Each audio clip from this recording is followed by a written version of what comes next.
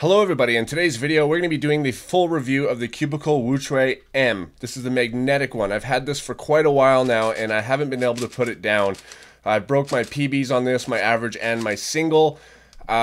Super good cube. Now in my first impressions I was talking about you know how most people generally before the magnetic ones came out wanted all the layers to feel the same and that there's much more resistance in the middle layers than the outer layers.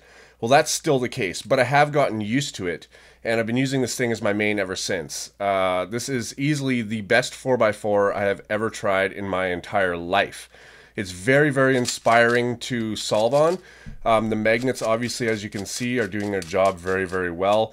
Now, Kevin Hayes, I saw him at the Rubik's Cube competition in Vancouver, and he had the stickerless one, and he said he had just gotten it, so he's not sure what he thought about it yet, but it was still a little bit slower, and I tried his, and I said, I think my outer layers are definitely a bit faster, and then he tried mine, and he's like, wow, he's like, yeah, this is what I think it should feel like. He figured I'd done more solves on mine, broke mine in, but even a world-class solver tried this one, specifically this one, and thought it was really good.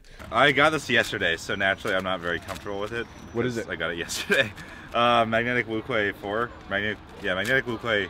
Oh, you can buy them now on the Cubicle. I got one. I got the black version of it. It's amazing. Yeah, everybody I give it to is just like, wow. I haven't broken it in yet, so I can't make like a final say on it, but if it gets a little faster, I'm definitely gonna really like it. I think mine's about the same. Okay. Yeah, I usually like the outer layers I think are a little faster on mine. So this is my magnetic WuQue. This one feels pretty good. This one's better than mine right now. You've probably done more solves than yours. Yeah, I've been on that thing non-stop. This one, okay, this is what I expected it more to feel like. Okay, I'm assuming mine will end up feeling like that also. So like I said, the middle layers definitely snap into place a lot more than the outer layers, and that's great because I like a little bit, not so much of a magnetic feel on the outer layers. I like a little bit smoother here, but the middle, now I'm actually really starting to see what the benefit of this is. Say for instance, if you're gonna do algorithms like that, well, the middle layers stay together a lot easier because they're magnetized together. So that's one really big benefit of it. Also, another big benefit is when you're doing the Yao method or any method really, and you're doing edge pairing, things just line up like great. I'm just hitting it with my finger, but like it just lines up perfectly. So yeah, really good puzzle. It is $60 on the cubicle.us. I think that's a very good price for this puzzle. Now I had the stickerless one before and it was really sluggish. In fact, me and Kevin were talking about that as well on how the stickerless one is really sluggish. The WuQues in general, the non-magnetic ones are really sluggish in my opinion. I have the stickerless and non-magnetic and it's sluggish and the little orange piece pops out all the time. Oh really? Inside one. Huh. But I have it on looser tensions because if I tighten it too much, it gets really, it's yeah, so it's sluggish. so slow. Honestly, I'm gonna be honest, I didn't have high expectations for this puzzle based on the stickerless one I have. Now the stickerless one I had I was using as my main because it was a really good puzzle. It's just really slow. I like a faster puzzle. So I didn't have high expectations of this, but again, this has superseded every expectation I had of it. Really nice puzzle. Corner cutting is fantastic. I don't have any problems with corner cutting. It even reverse cuts some, which is like, the corner cutting on this is better than any other puzzle I've ever tried for 4x4. Obviously it has my shades on it, which are really nice as well. Another problem I had with the stickerless one, which you actually saw in the first impressions, if you watched that, when I showed you that, was that the little piece on the inside, one of the hidden layer pieces, actually flies out sometimes. And I've been pretty aggressive on this puzzle, and that has not happened at all. So I'm very happy about that, because that was one of my two gripes about the non-magnetic stickerless version of the WuQue, which was that it was a bit slow and sluggish, and that a piece always popped out. And then if I tightened it, then it would even be more sluggish. So there wasn't really a happy medium until this came along. Anyways, guys, let's take a look at some solves. So usually when I make these videos, I will record it, put the footage on my computer, and then I will edit it, export it. When it's up on YouTube and everything's good, I then basically just delete everything.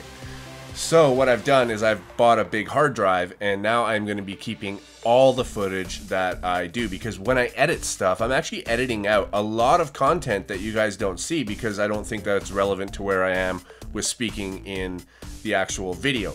So now I'm going to keep all the footage, which is why I was able to show you guys some of the stuff in the competition of Kevin's opinion on this as well. And I think it's going to create, you know, some better content in the future, because if I'm reviewing a puzzle and I'm comparing it to another one, I can actually show you clips from, say, the previous version of this puzzle from a year ago or whenever that you never saw before.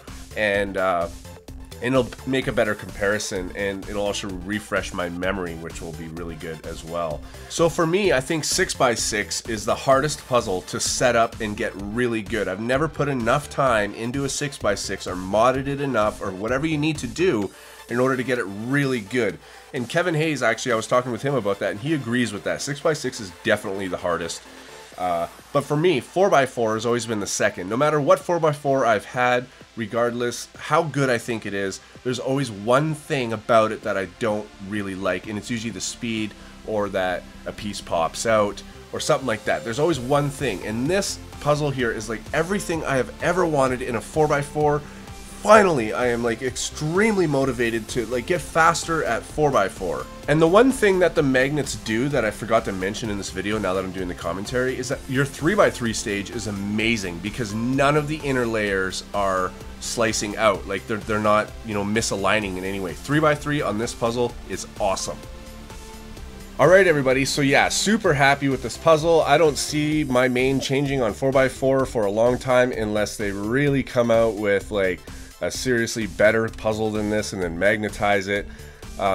Really happy with this puzzle. I can't say anything bad about it at all. There's literally not a flaw in this puzzle that I can think of. If you guys would like this puzzle, it's $60 on the Cubicle.us, so you are getting the Cubicle Labs work done to it, which means that, you know, the magnets are done, but you're also getting the Cubicle Pro Shop because it is set up as a Pro Shop puzzle as well. You can choose your stickers, all that kind of stuff at checkout. So thanks for watching, guys, and I'll see you on my next video.